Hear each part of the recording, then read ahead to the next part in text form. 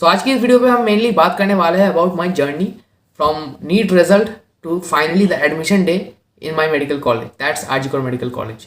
तो मुझे RG medical college मिला कैसे, ये पूरा एडमिशन प्रोसेस, पूरा काउंसलिंग प्रोसेस, इसको मैं यार अपने जर्नी के बेसिस पे डिस्कस करूंगा। इसको रिगार्डिंग जो तुम्हारे कॉमन डाउट्स थे उनको भी यार सॉल्व करूंगा। तो चलो यार without any further delay let's get started. इस टाइम पे सबसे इंपॉर्टेंट जो तुम्हें करना है, तुम्हें अपना रैंक को चेक करना है with the previous year rank. मतलब तुम अगर ऑल इंडिया कोटा के लिए अप्लाई करते हो तो ये जो ऑल इंडिया कोटा का फर्स्ट राउंड सेकंड राउंड का पीडीएफ है उनको यार डाउनलोड करो। स्टेट कोटा के लिए कर रहे हो तो स्टेट कोटा का डाउनलोड करो। डाउनलोड करने के बाद तुम देखो कि जो तुम्हारा इस साल का रैंक है, पिछले साल उस ऑल इंडिया रैंक पे स्टेट रैंक कितना आया था और कौन सा कॉलेज अलॉट हुआ था। इससे तुमको यार एक अंदाज़ा मिल जाएगा कि मेरा जो जर्नी है किस तरफ जाने वाला है। ठीक है, सो मैंने ऐसा एक असम्पशन किया था क्योंकि 2019 में 10,000 रैंक पे मेरे स्टेट में मिल रहा था स्टेट रैंक ऑफ 382, और उस साल यार बंदे को IPJE में यार मिल गया था। जो एक्चुअली जब काउंसलिंग हुआ सो उस पर यार 10,000 रैंक, मतलब मेरा जो रैंक था उस पर स्टेट रैंक आया 415। तो थोड़ा सा अपवर्ड शिफ्ट मुझे देखने को मिला था। ये भी तुम एक्सपेक्ट कर सकते हो क्योंकि as the year progresses the merit of the student also increases. एक स्टेट रैंक का अंदाज़ा लगाना है। उसके बाद तुम अगर और इसके बेसिस पे तुम अपना चॉइस फिलिंग भी कर सकते हो। अब ये जो चॉइस फिलिंग है बहुत ही ध्यान से करना। तो तुम्हारा मार्क्स और रैंक जो भी आए, कम आए ज़्यादा है, तुमको यार अपना चॉइस फिलिंग करना है from the top college. For example West Bengal में तुम्हारा स्टेट रैंक है अराउंड 1000, फिर भी तुम स्टार्ट करोगे मेडिकल कॉलेज कोलकाता से, फिर NRS, फिर आरजी कॉर, फिर IPJE में, फिर CNMC। इस ऑर्डर पे तुम्हें जाना है। तो तुम तो कहोगे कि भैया मेरा तो रैंक बहुत ज़्यादा पीछे है तो मैं MCK क्यों डालूंगा। तुम MCK डालोगे क्योंकि यार वो बेस्ट कॉलेज है स्टेट का। अगर दो कॉलेज के बीच में डाउट है कि कौन सा कॉलेज मुझे लेना है, सो एक चीज़ तुम कर सकते हो। अभी तो यार फिजिकली जाने का ज़रूरत नहीं पड़ेगा हर कॉलेज को देखने के लिए।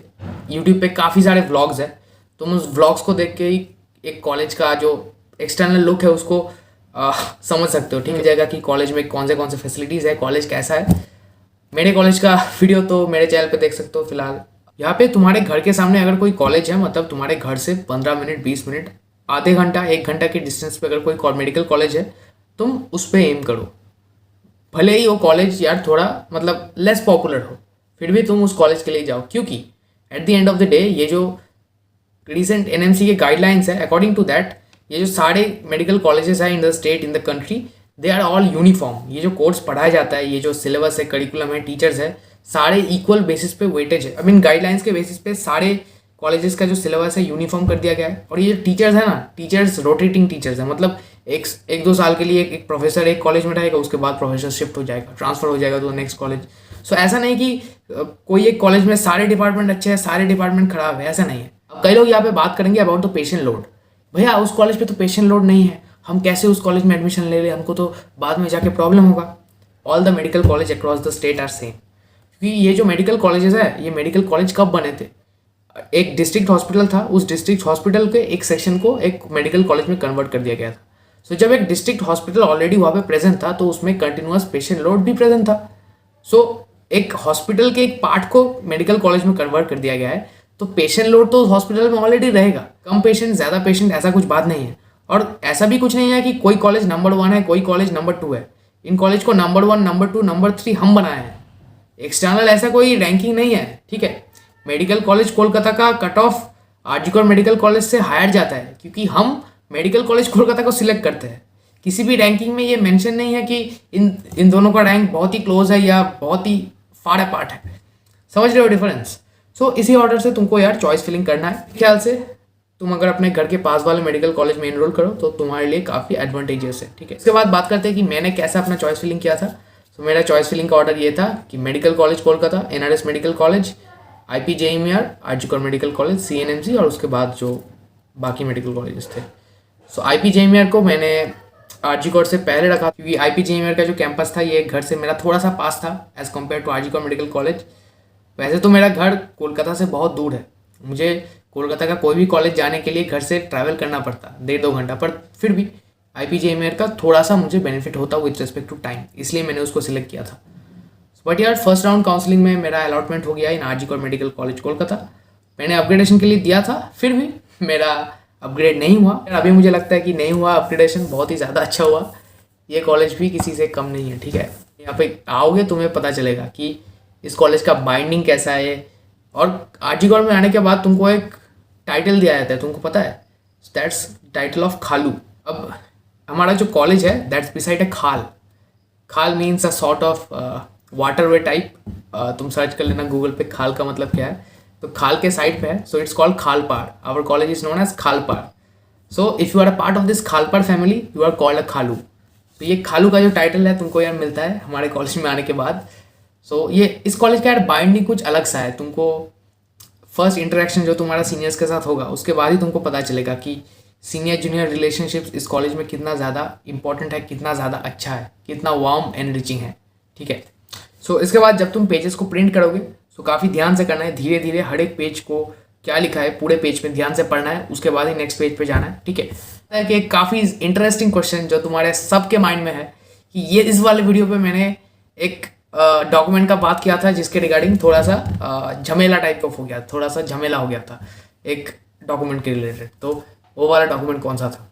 So that document was domicile certificate. अब डोमिसाइल सर्टिफिकेट क्या हुआ था, तुम्हारे पास डोमिसाइल सर्टिफिकेट स्टेट के लिए बनाने के लिए 3 ऑप्शन है. वेस्ट बंगाल स्टेट के लिए 3 मतलब जो वेस्ट बंगाल काउंसिलिंग होता है उसमें 3 पॉसिबिलिटीज है. 3 तरीके से तुम डोमिसाइल सर्टिफिकेट बना सकते हो. पहला है कि तुम अपने एसडी ऑफिस पे जाओ, एसडी ऑफिस पे जाके डोमिसाइल सर्टिफिकेट के लिए अप्लाई करो, तुमको मिल जाएगा. उसके बाद तुम अपने स्कूल में जाके अप्लाई करो, वहाँ पे भी तुमको मिल जाएगा domicile certificate. Third, you can apply it online. तुमको कहीं जाने की ज़रूरत नहीं है. तुम वेस्ट बंगाल गवर्नमेंट का जो वेबसाइट है उसमें जाओ, ऑनलाइन डोमिसाइल के लिए अप्लाई करो.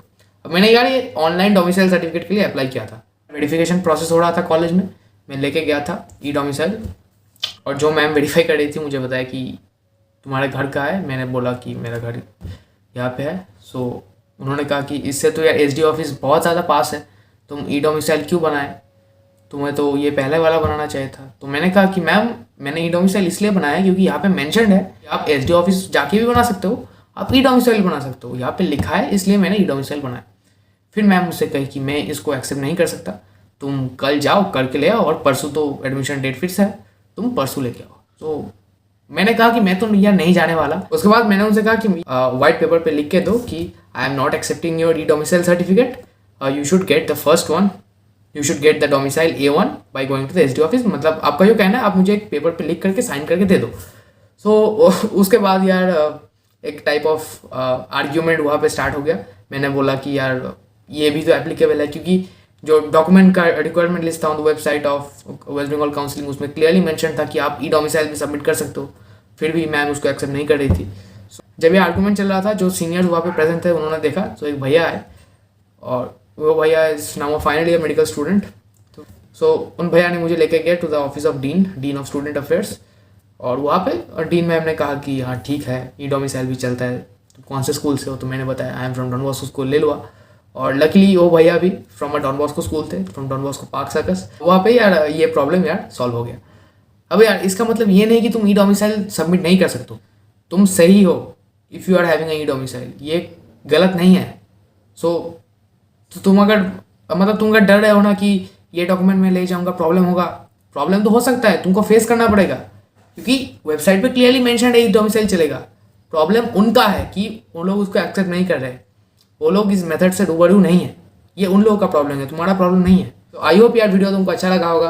अगर तुमको वीडियो अच्छा लगे तो वीडियो को जाके लाइक करना. अगर तुम चैनल पे नए हो तो चैनल को जाके सब्सक्राइब करना. मिलता है बहुत जल्दी अगले वीडियो में, तब तक के लिए गुड बाय.